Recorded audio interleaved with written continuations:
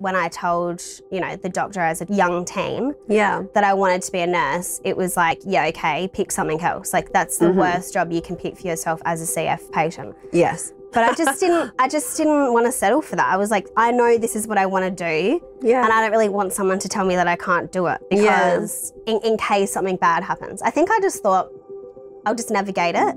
And then if something bad happens or I can't, you know, like I need a career change or something comes up, then I will consider it. Welcome to the Princess of Possible, where you will hear some inspiring stories of people that have defied the impossible. My name is Emma Money, Cystic Fibrosis Warrior, 2020 Australian of the Year South Australian Local Hero, or as I prefer, the Princess of Possible. Hello and welcome to yet another exciting episode of the Princess of Possible with me. Today I am joined by a beautiful girl by the name of Rebekah, who I have actually known for a very long time. And I wanted to get Beck into the studio today to have a chat about all things not just CF. Now, sit back for this episode because we do tend to go off track a little bit, but let me tell you, I think you're going to get a bit surprised with some of the things we may talk about. So, Beck, welcome. Hello, thank you for having me. Thanks for coming in today. My pleasure. So, I like to keep things very cash and, you know, I like to probably hit you straight in with the hard stuff. Yeah. So, I'm going to be very factual with you to start with. So, just to give people a bit of a background as to who you are and, you know, a little bit from a CF perspective. Yeah. But I genuinely believe that the show is called The Princess of Possible. And I think that we can very much share that title with what you've achieved in your life so far. So, you're 29, CF, obviously. Now, do you know what gene you have? Yes. What have you got? I've got the 2 genes of the Delta 508. Okay. Yeah. Does not make any difference to me what you have or not, because I only learnt mine recently. But really? I always like to ask people because Yeah. I find that you might have a bit of a different way of CF. Like you might be healthier or not, whatever that may look like. So, okay, so 29, double Delta, CF. Tell me, do you remember? I'm fascinated with people. Is there a time that you remember being told that you had CF? Have you always known you've had CF? Tell me about that. That's a really interesting question, actually. I remember being like different as a child. Yeah. As like in comparison to my other friends. Yeah. And I think I was sort of maybe asking questions when I was about 5 or 6. Okay. Sort of as to why I couldn't go outside and play, or like why my brother didn't have to do medication or lie on this bed and have physio and stuff like that.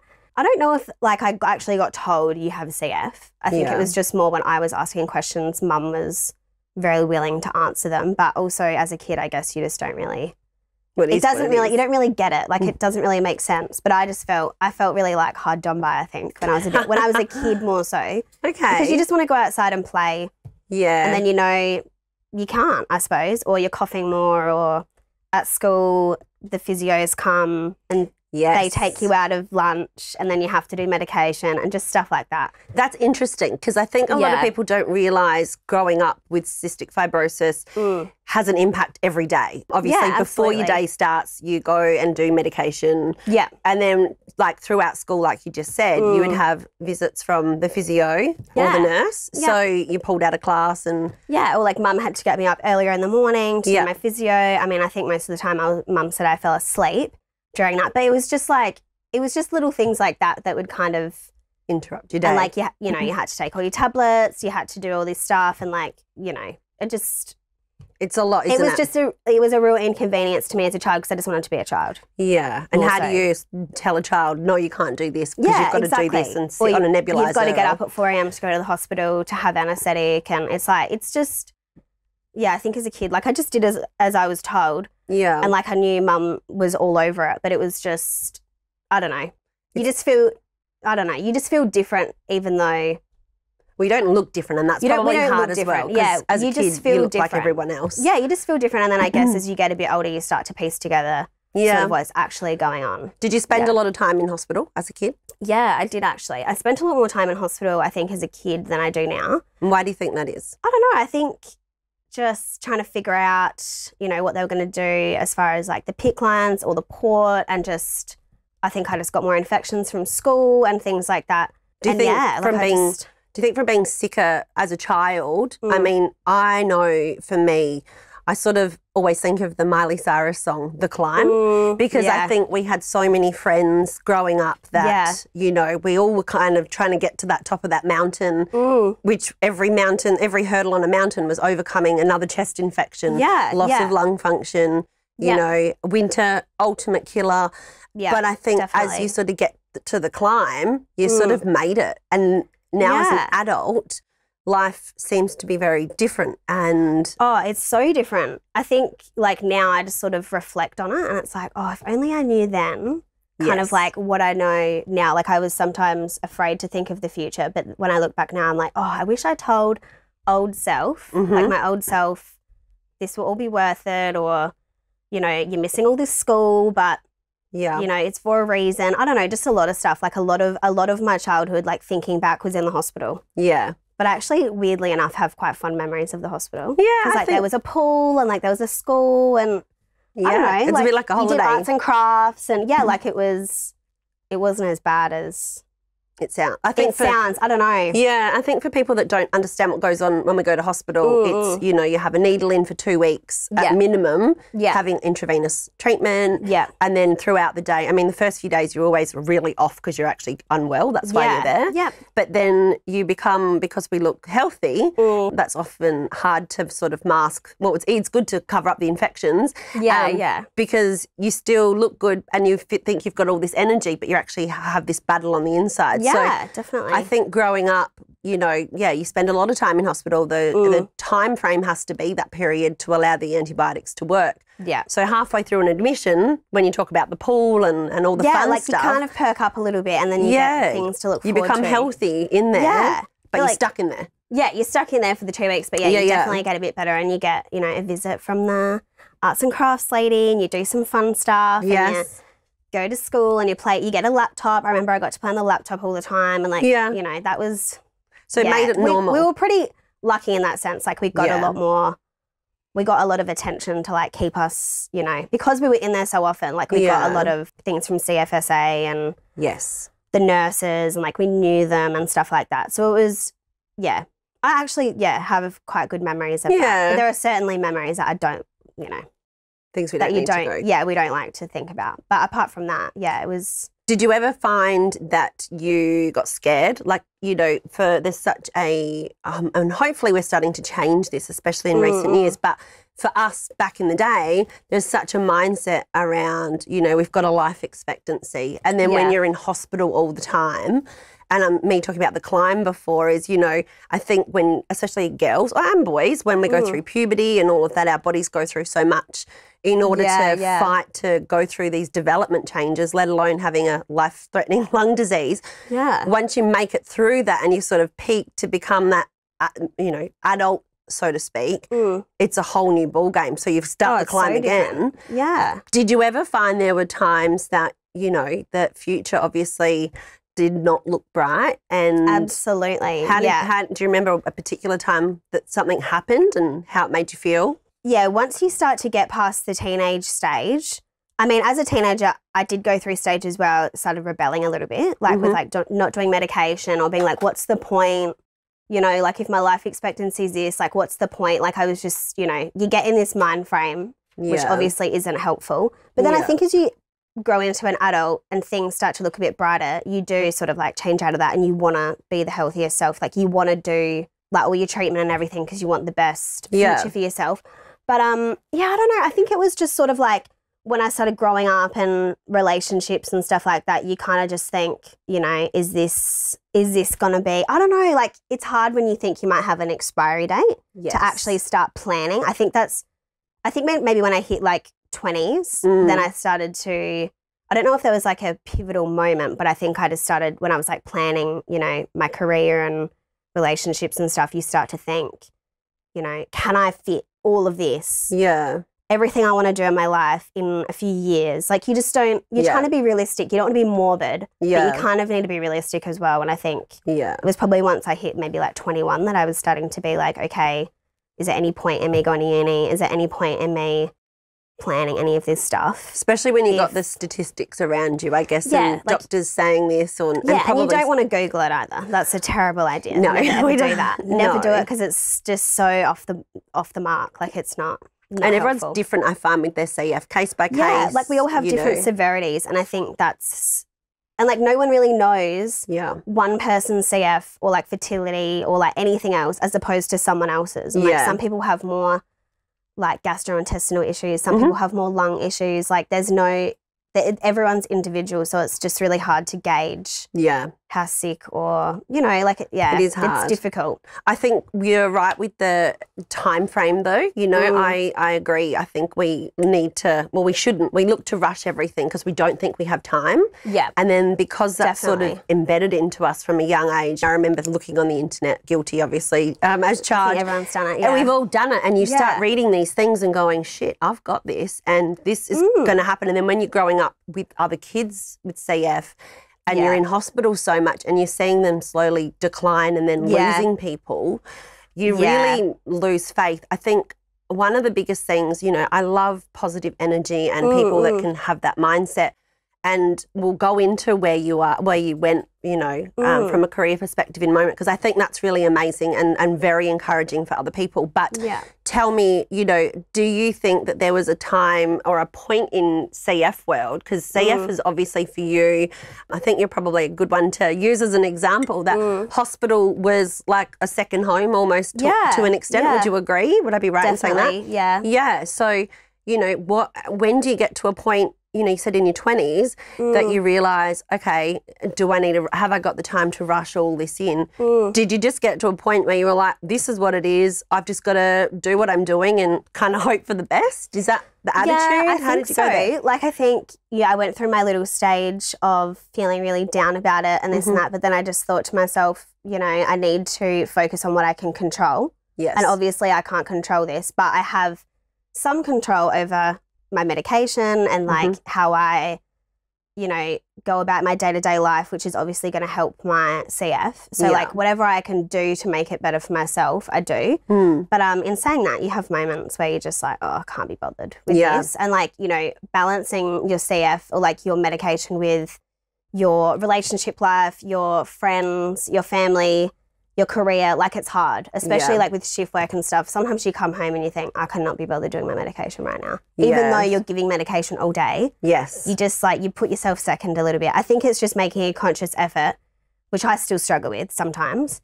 to just be like, this is a priority. Like I need to put this first. And if you don't, you'll pay the consequence. You're going to pay the price. And you know it's inevitable, like it's going to happen. Yeah. So I think let's go down that path of career. So you said shift work. So those that are listening, let's, you know, I want everyone to know what you do. So you're a nurse. I'm a nurse, yeah. Now, when people find out that you've got cystic fibrosis and you're a nurse, red flags all over is straight away. It's the reactions are interesting. Why did you want to become a nurse when you've spent so much time in hospital? Yeah. To now go, like, you're always going to be around it. So why did you want to become a nurse? I think, like, I feel like people that I've spoken to with CF, lots of people want to go as far away from hospital as possible, which I completely understand. But for me, I think just growing up, knowing how to do all my treatment, knowing how to use my own PICC line and doing all this stuff, I just became fascinated with the job itself and, like, I guess, an adolescent ward and things like that. Yeah. Just seeing, and how great all the nurses were and how much of a difference they make in our life. I don't know, I just think I always wanted to help people, and I think that was just, I thought, wow, nursing is a way to do that for sure. But when I told,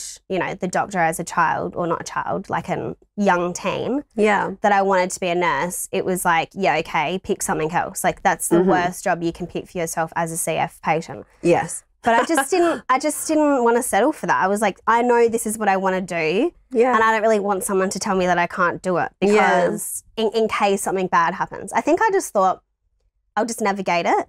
And then if something bad happens or I can't, you know, like I need a career change or something comes up, then I will consider it. Yeah. But like I was not going to just settle for, no, I got to pick something else. Well, I just didn't want to do it. Like I just...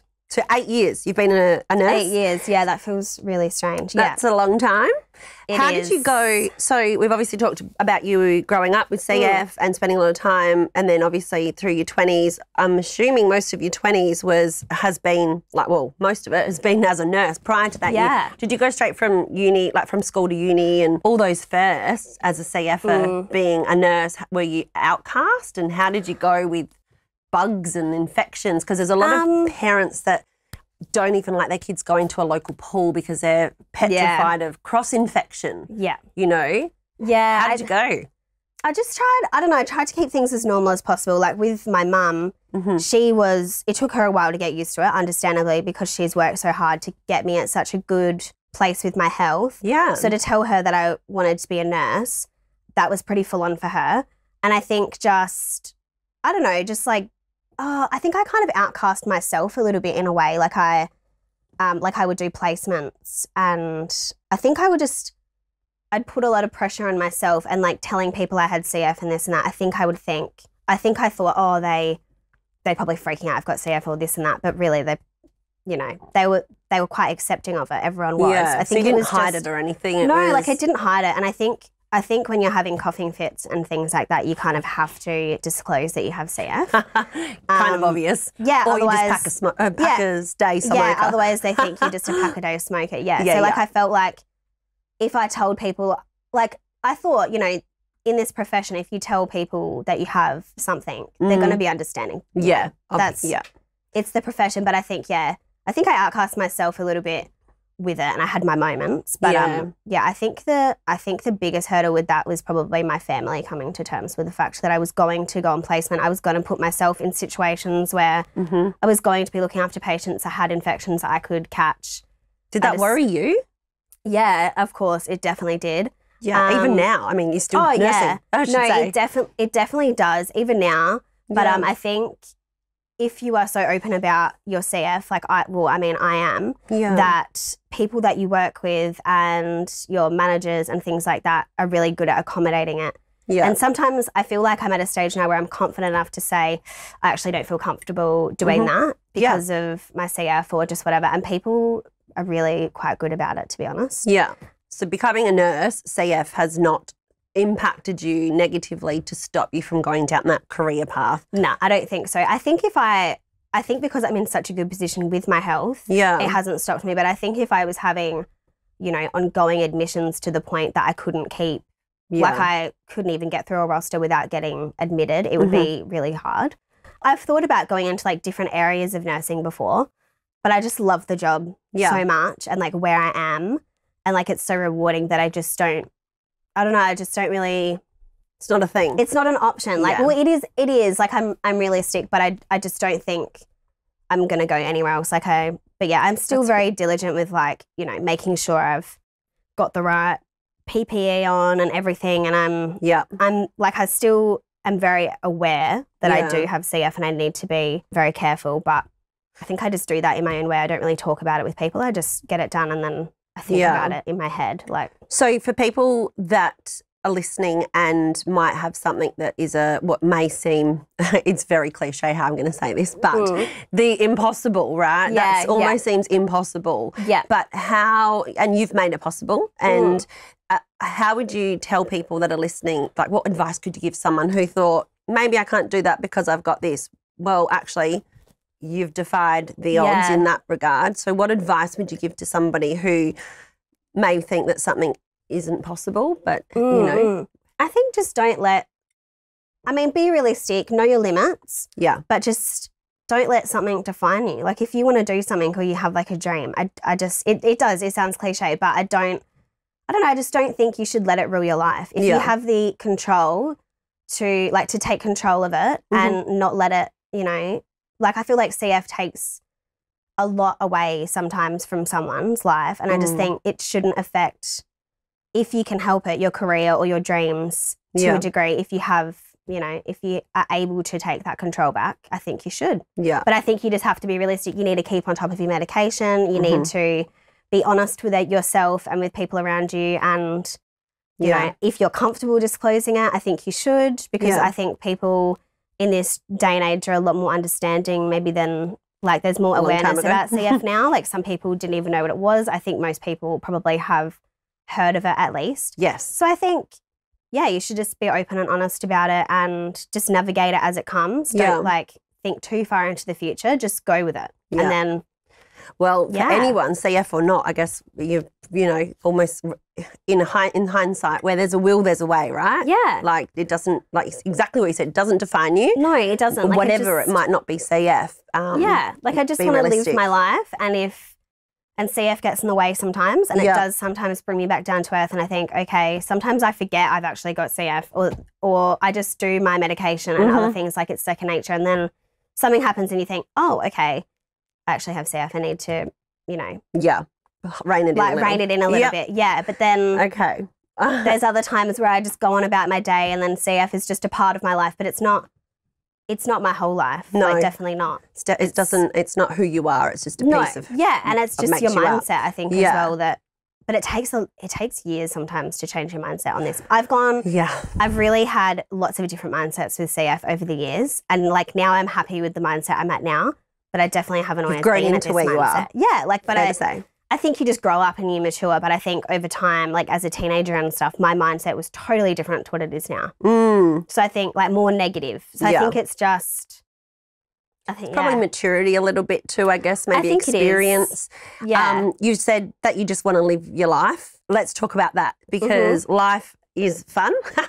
And I think you're very similar. I think most people with CF, I think it should almost be in our gene as well, that I've said this with a few of the other guests, that we're all very cheeky, a bit mischievous and like to push the boundaries in whatever way, shape or form that looks like. So you're a good boundary pusher.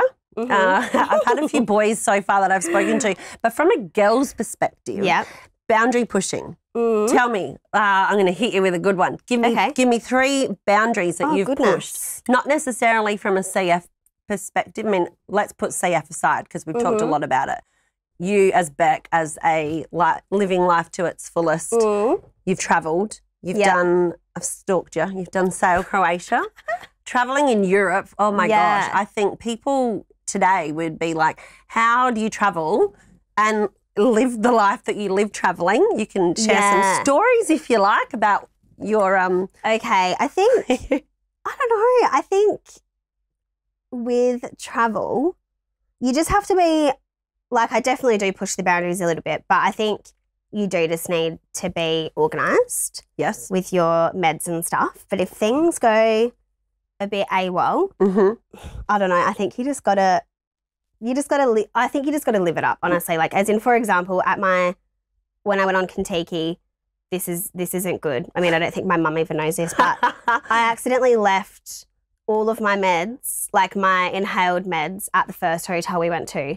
And it was like a 6-week holiday. So like not ideal. So week 1, Kentucky. Week 1, Kentucky, before we even got on the bus, you know, like all the hypertonic. No, actually it was the DNAs. It was the Pulmazine. Okay. Which is a very important inhaled. That's everyday drug? CF everyday drug, sometimes supposed to be 2 times a day. Left that at the hotel. And I did tell the tour guy, like the manager, and like we were going to get it shipped to like another hotel, but because we were moving so often, it just wasn't possible because we would have already left. So I literally went a whole 6 weeks without my Pulmazine, which... That's a lot. Look, it's not funny, but like it happened. Yeah. Like I could have freaked out and this and that, but I thought, I've just got to deal with it. And so you went 6 weeks. Now this is an antibiotic or a drug, I should say, that from the moment we had it approved as I don't know how old you would have been when you first started it. Yeah, I was pretty young. I think I was maybe like 7 or 8. I was going to say. Mum said it was like a godsend when it got approved. Like it was a big deal. And it would have been every single day. And then all of a sudden you go travelling overseas 6 weeks. 6 weeks without it. Did it affect you? Oh, look, it did. Like as in, I mean, the Kentucky that I went on was literally we were probably getting 3 hours of sleep a night. And then I would assume and you were drinking. Excessive alcohol, excessive, like, honestly, like I was so sleep deprived. But I think at the end, everyone was like coughing and like half asleep, that it almost made me feel like I was just like everyone else. Like I wasn't the only one coughing on the bus. It was just like we were all just coughing in unison together. But I was aware when I get back, And also, like, we ended in New York. New York was like -20. So, like, I was freezing cold. And, like, you know, obviously I had a cold and I was really run down. So, like, I knew when I got back, I was going to have some serious IVs or something when I got back. And I did have IVs before. So I think if you're going to go on holiday, don't do what I did. But, yeah, have a tune-up beforehand. So, I thought about it before. I was like, okay, I'm going away for 6 weeks. Time to have some IVs. Yeah. If I didn't have IVs before, I probably would have ended up in a bit of a worse state. Yeah. But I felt good when I left. Yeah. So it was like, but that's a bit of it. That's a bit of it, yeah. But I think that was a bit of a boundary push. You live and you learn. You do. And I'm just thinking off the cuff and, you know, talking about, you know, living and everything else. Like, for me, one thing I personally went through was I knew that I wanted to have children and become a mum, and I rushed it all because I thought I had an expiry date. Yeah. You know, I always say we're not a carton of milk. Some people that have gone down the path of being, you know, CF women that want babies and things like that. There's a couple of questions, I guess, that I have. So the first one is definitely about babies and family and stuff. Yeah. The second thing is, let's start with this, is as a kid growing up, you know, we all have someone we look up to. Was there anyone that you had that you looked up to in a CF world or not on a CF world? Did you know anyone that you could sort of aspire to be like, or did you not have that influence for you? So do you mean that they had to have CF? No, just anybody. Because I struggled with that for me. I never thought I'd be around long enough to have that person to sort of aspire to want to be like, you know. It was just, were you the same, do you think, in that regard? Yeah, I think so. I think I don't think I had a particular person. I think I just aspired to be, this sounds a bit silly, but like just an everyday person. Like the nurses that looked after me, or like my friends with CF, and just, I don't know, even seeing people that were just kind of old. I was like, I just want to be like you. I just want to grow old, to be honest. But I think, and now I'm going to talk about my mum again. She is such a positive person she always has been with CF. Like getting told when you're a child that, oh, you know, your daughter's probably going to live maximum like 27 or something. Yeah. Mum, like I said to Mum a few months ago even, I said, when you found that out, what did you think? She said, I just never thought you were going to die. Like she never had the mindset, oh, well, she's going to die at 27, so we won't do her meds or we won't do this. She always thought my daughter is not going to, that's not going to happen to my daughter. So I think she always had such a positive outlook about the whole thing, which kind of rubbed off on me a little bit. Yeah, it has. Because there were times where I was very morbid about it, especially with losing people around you. Yeah. So I think obviously I do really, my mum inspires me, but I think that was a big thing for me growing up. Was like drawing on her energy a little bit. She had like a just do it attitude. Yeah. With everything, just get it done.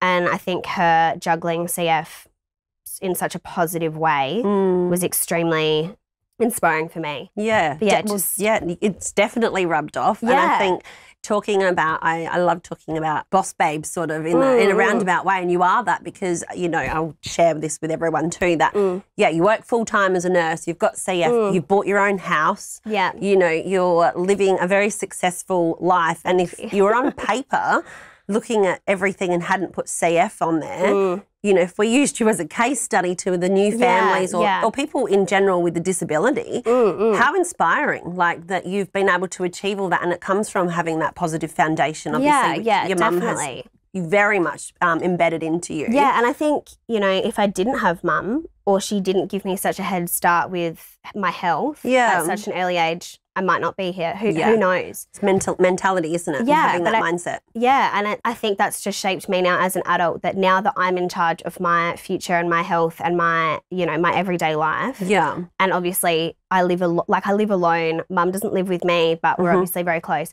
It's all up to me to make sure that I continue to be at a level that I can have a good life, like the life that I want. Yeah. With her, you know, her contribution, but she's not in charge of it now, sort of. No, she's like, I have to hand the button. Yeah. Yeah, and that is hard for a parent. Yeah, especially when their lives are consistent in daily routines of treatment and doctor's appointments and trusting everything. That they're going to do it. Because like you said, we're all a bit cheeky. Like I think, you know, I've definitely lied about doing my treatment when Mum's asked me before. We all have. Yeah, or even to like a partner, they're like, have you done your meds? And I was like, yeah. Yeah. So I'm not a very good liar, so... can see through. You know. But I think we're all like that a little bit. God, yeah. I don't know. I think it's a little bit, I don't get embarrassed, but, you know, my nebulizer will sit next to the bed at night, and if I'm doing it, I'm like, oh, God, it's so noisy. Or I've got the noiseless one, and I'm like, I don't want to sit here doing this while your partner's sort of laying next to you, whereas they're like, it's kind bloody of like, do it, or you're going to cough all night. I know, because I kind of feel like, oh, that's not very romantic, like watching a movie, like cuddling in bed, and you're just like sitting there with this like feeling thing in like your a mouth. sick girl. Like, I hate that. It does. It makes you feel like, it doesn't make you feel sexy. No, it's not sexy at all. So let's talk about that with men, with women, you know, in relationships, because that's another big thing. And I think a lot of people, we talk about it. You know, I remember my first boyfriend having to tell him I had a gastrostomy button in my stomach. So I had this button thing. I had an infuser port, so I had like a third boob and a plug in my stomach and scars on my tummy. So when you have your boyfriends and partners, it's so uncomfortable when we, you know, obviously get to into a situation where they're seeing your body and it's the outside scarring, but not just that, but then having to explain that first sleepover with them and you are coughing all night. You know, how do you? Never fun. Talk to me about this, because I think this is interesting. Do you, you know, meet a guy and go, "Hey, I've got CF"? You just blurt out, "You've got CF." Yeah, no, I got to say, dating with CF is hard. Yeah, I've just got to put it out there, and I've done my fair share of dating. I know, it's not fun. Like there's always a happy ending, but like it's not. So, like for example, if you're in dating apps and you go on a first date. I mean, coughing your guts up is not exactly a good way to start it, but you know what's going to happen. So, like, before I go, I try to maybe, like, do a little puffer, like a bit of Ventolin. But still, they automatically, like, from my experience, just assume you have a cold, which is fine. And sometimes you don't want to just blurt out you've got CF. You want to wait to maybe, like, the third or fourth date, but sometimes you can't wait. Yeah. And I think with my previous partner, he actually told me that he stalked me on Instagram and already knew I had CF before I told him, which I didn't know at the time. Okay. So when I told him I've got CF, he's like, oh yeah, I know. So it wasn't a big deal. Yeah, and he was really good about it, and but he did Google it. So then, like, you know, there's questions, and it's like, well, yeah, if I knew you knew, I would not have told you to Google it. So I think I like to explain when I get up the courage to tell someone I have CF, I like to explain it from my point of view. Yeah. Like to say, you know, everyone has different severities. Yes. I'm pretty healthy. Yes. So they're instantly not looking on the internet thinking, okay, I could potentially have a future with this person, but they're going to possibly die at 40. It's not, you know, it's not a good foundation. Like you want to start, you want to be honest, but you don't want it to be so negative. To be scary, do you? No, you don't want it to be scary. And I think it is difficult to date someone with CF, and I think it's a lot to take in. But I think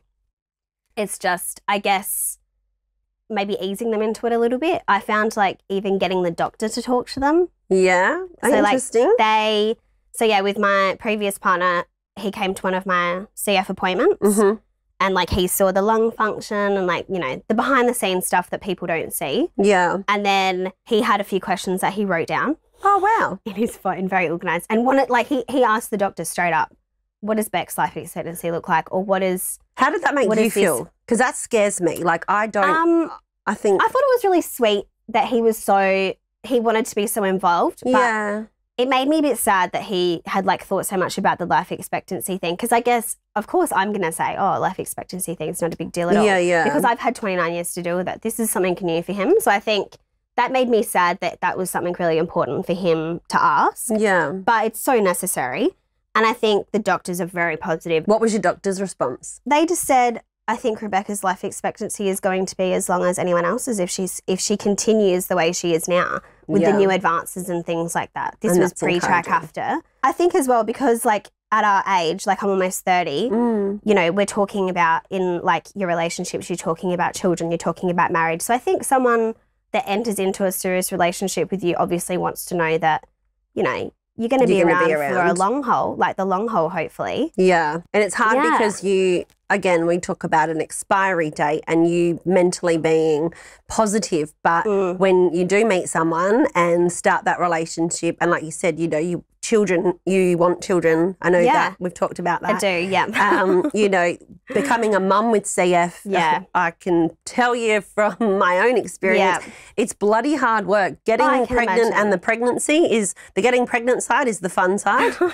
Being pregnant is wonderful. I loved being pregnant, but becoming a mum And what that looks like is like something we can't prepare it. No one can prepare it. No, I don't even think I'm prepared. Like, I think no one's prepared for that. No. I don't even know what that would look like. There's no book about it. And I think being a parent, whether you've got CF or something that's not cystic fibrosis, you know, a disability, visible, invisible, or just becoming a parent, there are so many different angles from that. But I think, you know, moving forward for you sound like you've really blossomed in the last year even. Like, yeah, I think it's more just because of all the amazing medication and like treatment that we've got now. Yeah, so even when Orkambi first came out, that was when my mindset started to change. Before that, I was a little bit doom and gloom sometimes. Yeah. Like, I was realistic. If I have children, am I going to see them grow up? Is it selfish of me to bring a child into this world if I'm not around? Yeah. Will it fall on the father? Like, that was all things I thought about. But now I'm like,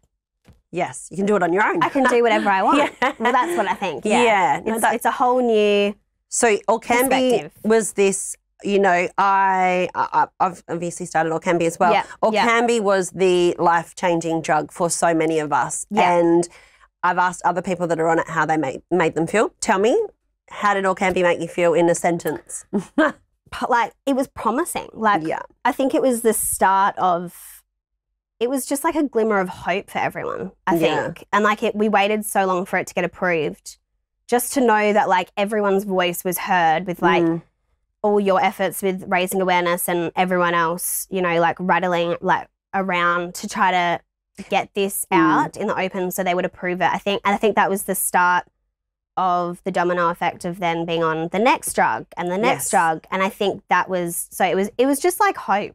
Yeah. And I think so many years of nothing. And then it's like, okay, wow, this is something. Like, this is really the drug for, I think, many of us was a drug that you took, and within a few months you had that newfound lease on life where you could breathe with Orkambi. And then obviously over the last few years we've had some new drugs that have come out. Now the most recent one, which I can't believe how it is, exactly that, a lifesaver, Trikafta, the long-awaited drug. Tell me, you've only been on it a little while. Yeah, I think I've only been on it for about a month now. Which sounds crazy that we're even going to talk about the changes. Because it's only been a month. Tell me. But it's just insane. Positively helped you and your CF. It's completely changed my life. Like, I genuinely feel like I'm cured. Even though I know that I'm not. Yeah. My everyday life looks so different in the sense that my energy levels before Trikafta were very just, I thought I had, you know, low iron and low vitamin D. I didn't. I was just tired all the time. Yeah. Sleeping 10 to 11 hours a day. Yeah. And waking up and feeling like you've slept for about 3 hours. Like, sometimes waking up feeling like you've been hit by a bus. And then, but you still got up and you still got to get up. Yeah, you don't really have a choice. You have to pull it together, and you're coughing on the way to work, or you're coughing, like you wake up instant coughing fits because you've had hours of sleep, so you've got all this mucus. It sounds quite gross, but that's what it is. Thick mucus that sticks in our lungs. It's just sitting there, and then sometimes you don't have time to do your treatment in the morning, so you're going to have all day where you're coughing that up. Yeah. Especially with COVID at the moment, people looking at you. It's not nice. And then, you know, I usually hit a fatigue, like I get a bit fatigued at maybe like 3 or 4 in the afternoon. Like, you feel like an old woman, really. Yeah. So I think with Trikafta, waking up, sleeping less, waking up not coughing, actually not coughing for like weeks sometimes, which was really bizarre. Or when you cough, it's like dry. Yeah. No need to be waking up on and off all night. So you've actually had a well-rested sleep. Yeah. And I must point out, we both have CF, obviously. Yes. Neither of us have coughed. Really, this whole segment. That's the most unbelievable thing ever, because we'd be coughing in unison. And the other thing, I'd be panicking that I was going to be coughing. And I'd be like, oh my God, are we going to give each other bugs? Because people are going to be watching this as well. And I have to point out, we both have agreed today that we're happy to be in the same room together without masks, much to the disgust of many people, boundary pushing guys. That's what we're talking about, the cheekiness. You know, but we've grown up together. Yeah. And, you know. Yeah, we've always grown up like that. We grew up in a very different life world, I think. Like CF now, I think with infection control is a lot more of a thing, whereas back then we would have CF weeks, we would hang out in each other's hospital rooms, like it was very different. So I think that's just what we're used to. I think going back to the climb stuff, right? That's where my mentality is that, yeah, we did have sleepovers, and I remember there'd be 4 or 5 of us in a bed. We'd push our beds together, and in the hospitals, God forbid we'd do that now. I know when we go to clinics, we're not even allowed in the same room. They will kill us when they see this. But that's okay. But we have grown up in a time where that was what it was. The sad part of that is, you know, we'd lost a lot of friends. And I think they didn't make it through because of cross-infection. So it's definitely there. We are sitting quite far across, and we haven't kissed and hugged and, you know, done all of that. But I think there has to be some element of being aware of cross-infection. But definitely to be aware of it. But I also think I wouldn't change our childhood as far as the friendships we've formed. Like, I think if I was more isolated, I think I would have struggled a lot more as a child. So I think that was kind of a blessing for me, and probably for all of us. Well, knowing there's others to be like able to talk about, you know, like I was on the toilet for 2 hours, or I did this, or like coughing together. It kind of makes you feel like you can relate on a different level. You've got someone to talk to, or your needle's tissued again, and knowing just the language and like having it makes you feel better that someone else is going through it, which I think is human. You want to relate to each other. So I think we don't have that today. I know there's a lot of talk of it. I understand why, but I think it is important to try to reach out to other people with CF, because it's a different type of normal that they also experience, and I think that really helps with your mental health, I think, as well. It does. I think it's often, it's very underestimated, isn't it? We are lucky in that sense. So I'll just point out, like I said before, we are very aware and happy to be sat in this room together. Absolutely. And hopefully neither of us end up sick later. But Trikafta. But because of Trikafta, so probably Trikafta has been amazing. It's a godsend, It's really amazing. I've been on it a week, and I want to pinch myself because I feel guilty. Do you feel, I almost feel guilty. There are people here, and I think I've had a few tears in the last week thinking over these people that if we had had access to this, they would be here. Yes, I think there's that component. It's bittersweet a little bit in the sense that, I've thought about a few people that I thought, oh my gosh, if they were alive today, their lives would be dramatically, like they would live just as long as anyone else. And I think I really do, even though it's so amazing this has come out now, I do think back and I think, oh, I wish this was available. How many years ago? Because I think to get your mind over that, though, it's like, you know what? They would be so happy for us, and we are 100%. So lucky to be here now and have this. So, and I think, you know, we have the choice. Like, we are lucky enough that we are here. So I think if I can live my life to the fullest for people that didn't get the chance, like I think that's really important as well. Yeah, and that's probably that's a great thing to tell yourself, because that would get you up in the morning. Yeah, no, it does. You know, I would think if I'm and it did while I was feeling, when you feel crap some mornings. But yeah, haven't felt crap in a few weeks. Good. In the morning. This is good. I think Trikafta, we're very lucky. We're two that are very, very fortunate to be eligible to be on that. So 100%. When we're talking earlier, you know, we've talked about life expectancy. We've talked about, you know, you've obviously pushed boundaries and live life. And I still think you working full-time as a nurse is pre-Trikafta. Now, I think for those of you that don't, or those that are listening that don't understand Trikafta, just how much it's really changed our lives. Like you said, your energy levels, you can actually do probably in a day what you would have done in a week. Would that be fair to say almost? Sometimes I feel like an energizer bunny. I was like, I've got so much to do. I'm ticking all off my list. Whereas usually I'd be like, I'm done. I'm going to go to McDonald's and call it a day. Whereas now I'm like, oh my God, what? I don't even need my third coffee. I can do all this stuff. Yeah, which is amazing. And it feels like a rebirth almost. Like it's like 29 years of the same thing, and all of a sudden waking up one day and feeling like, oh my God, I can breathe. Yeah. I feel good. I don't know. It's insane. So what is it for you then moving forward? You know, we've talked about you want to have children and do all of that. Obviously, CF and fertility, I've talked about that historically and whatnot. Trikafta, one of the best things that I've seen so far and read is, you know, for those of you that don't know, that with Trikafta, well, with CF, our mucus is thick and sticky in the lungs. So for women and cervical mucus, it's sort of the same thing. Really going off in a tangent here, but Trikafta helps to thin out the mucus in our bodies. So assuming that it helps you get pregnant, you know, that might be a pro later on for you. So where I'm going to draw that back into what we're talking about is, you know, babies, marriage, you know, life moving forward, what Yeah. does Beck's future look like? You're in a job that you'll have forever. Yeah, Which I you think love? so. Yeah, which I love. I might even up my hours. We'll see. Ooh. I've had a lot of sick leave in the past, but Yes. sick days. But I'm hoping that's a thing more so of the past. I think for me, I'd love to have kids because that was something I've always wanted it. But I thought, you know, am I selfish? Should I do it? What's it going to look like for me with my lungs, having a baby and like being pregnant? Yeah.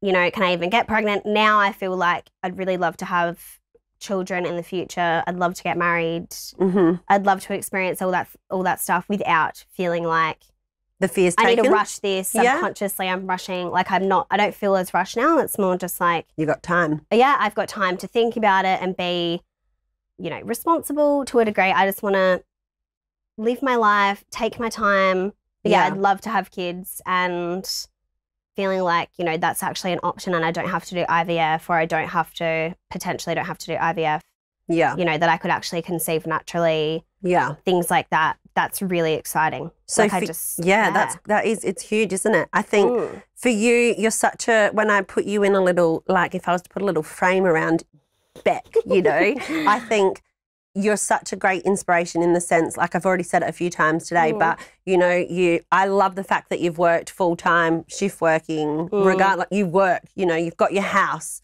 you've got, you know, you've worked hard to get where you are and now you've reached this point, you've sort of matured enough to realise, I guess if you were to look at CF in the eye as to, you got CF, it's not stopping you, you're going to just live your life no matter what, and CF, when it interrupts it, you know, you deal with it. You deal with it. You have your tune-up. You don't have tune-ups or infections often. No, not often. Yeah. No. I had one recently, but that was more so pre-track after. But yeah, I think for the first time in my life, I'm actually sitting still. Like I'm just being like, okay, I have so much energy, blah, blah, blah, but I have so many years I can possibly live now. Yeah. So I'm actually not rushing to finish everything. This is the first time I'm kind of like, I'm just going to enjoy this. And be I mean, that's content. hard for me because I like to do stuff all the time and be active. Now I've got all this energy as well. But I just want to sit still and see what happens. Like this is just... It's exciting. And that's never happened. Yeah, and that's very exciting. That's something I'm going to just try to sit back and enjoy. Yeah. Like just not... And you should. I think you go through it. We've gone through enough. You've gone through enough. I think I deserve to just enjoy it in my life and just not have to think, what's the next step? Yeah. Even though I am, obviously, everyone's thinking of that, I'm not stressing out thinking about it. It's more of an exciting thing now, thinking about the future. Yeah, there is light. Future looks, like my future looks different. There's a light at the end of the tunnel now. I feel like, it's shaped our life. It's changed our lives dramatically and will continue to change so many people's lives in the future as well. We think a month on track after. Which is so exciting. I know, and I want to see what my friends with CF that haven't been on it yet are like and like what happens with them and like with you. And it's just, it's so very great for exciting. everyone. Yeah. So if there's ever a time to be born with CF, now's probably the time. Yeah, probably now. Yeah. Definitely. So to wrap up today, I would love to get your advice on something. I think it'd be a really good thing for everyone. The show's about CF, people making the impossible possible. Yeah. But for those that don't have CF or have CF, just for the everyday person, where, you know, I always say, we're not all normal. Let's not defy what normal is.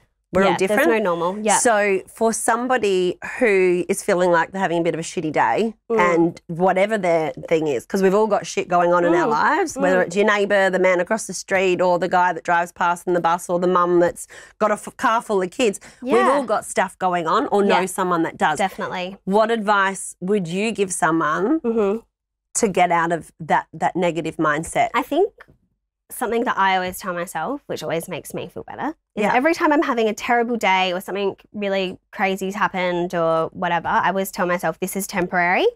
How I'm feeling now is not how I'm going to be feeling next week. Or, you know, am I really going to care about this in 5 years' time? Yeah. Or like I just like to tell myself this is temporary. You've gone through so much in the past or you're having a rough patch, but I like to think the universe will sort it out. Like I always just like to think however I'm feeling right now will pass. Let myself feel it. You know, it's valid how you're feeling, but it will pass and you will look back on this and hopefully smile a bit or use it as a lesson in the past. Like everything that's negative, I try to make spin it to make it a bit positive, to be like, you're going to learn from this and this is going to be a positive thing for you. Not right now, but later on down the line. That's how I like to get through things, I think. That is good advice. I like that. Thank you. I like that. I think that's very good. Simple, but so true. Yeah. So true. It definitely helps me. So it's taken me a while to come up with strategies, but here we are. Like I said, I have known you for a very long time and it's nice to see and watch you blossom, and now to sort of put that little frame around you. I'm a bit more level-headed now. I'm not as erratic. Give you a champagne and I'd beg to differ. Yeah, no, definitely. I haven't drunk in a while, so that'd be interesting. Yes, no, but I am so grateful that you came on today. Thank you for having me. You are so welcome. I hope that if you've watched today and listened, that you've learnt something from Beck, and if anything, you know, today is about inspiring, motivating, encouraging the extraordinary everyday person to see that the impossible is definitely possible. Yeah. So thanks, Beck. I appreciate you on here today. Thank you so much. Thanks for listening today. For more information on upcoming episodes, or you just want to check out what I'm up to, head over to my Instagram, CFMummy. Now, I put it to you to go and make the impossible possible.